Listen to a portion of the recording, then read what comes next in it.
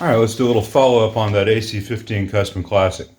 There's one remaining issue with the amp and one potential issue. I'll demonstrate the potential issue first. Before we get to that, I did change out that input jack for this chrome nose, which is much more rugged than anything that you would have with the plastic nose stuff. Let's go ahead and plug in, power it on.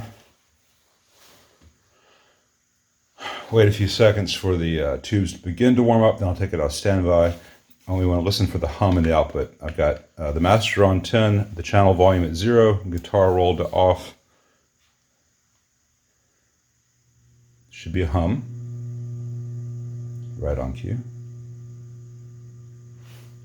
And that hum dissipates. As I mentioned, that's because when the two tubes in the push-pull configuration first warm up, one warms up before the other, it draws more current, there's no common mode cancellation. And that is stabilized. Let's make sure they're not microphonic at this point. That's good. So now we have signal. Let's turn this up halfway.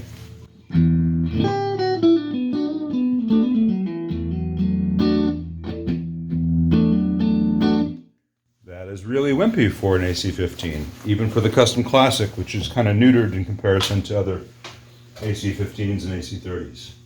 So I'm not going to pretend to be discovering all this on camera. I'm going to show you what the cause is, because this video is just kind of a sharing of everything that I find. V1 in this is a groove tube.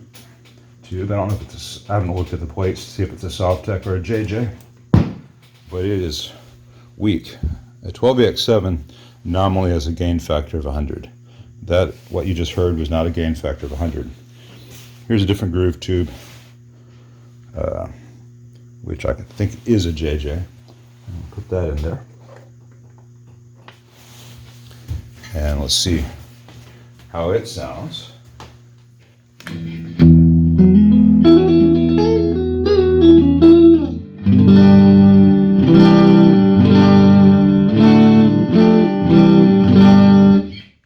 guitar is not perfectly in tune, but it works. That's about the right amount of gain out of a stock AC15 Custom Classic. If I use a humbucker dial.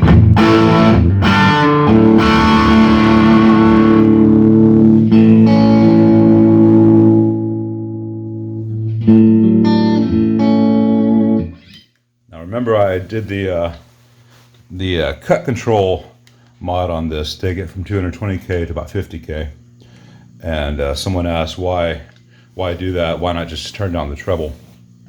The response is different if you hit the next stage here with a brighter or darker signal than if you just lower the highs going to the output. If you played a Marshall or a early 60s Fender with a presence control, there's a difference between turning the presence up and down versus the treble up and down. It's the same thing for the cut circuit in a Vox.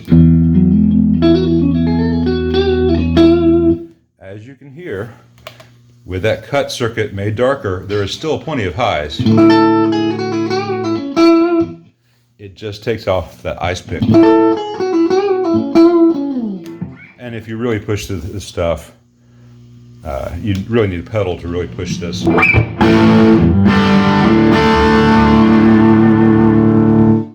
You get a nicer behavior in the output. I don't want to go too far into this, but EL84s are really affected by what's called reflected impedance from the primary to the output transformer.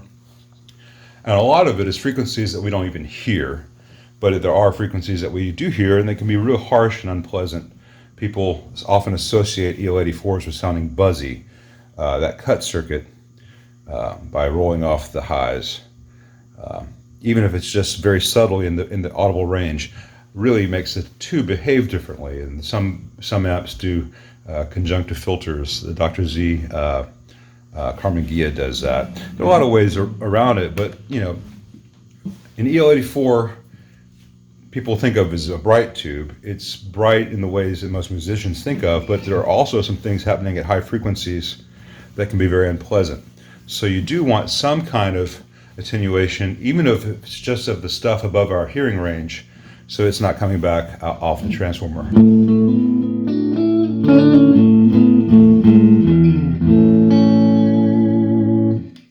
So I think this amp is very healthy now, and I look forward to returning it to the owner.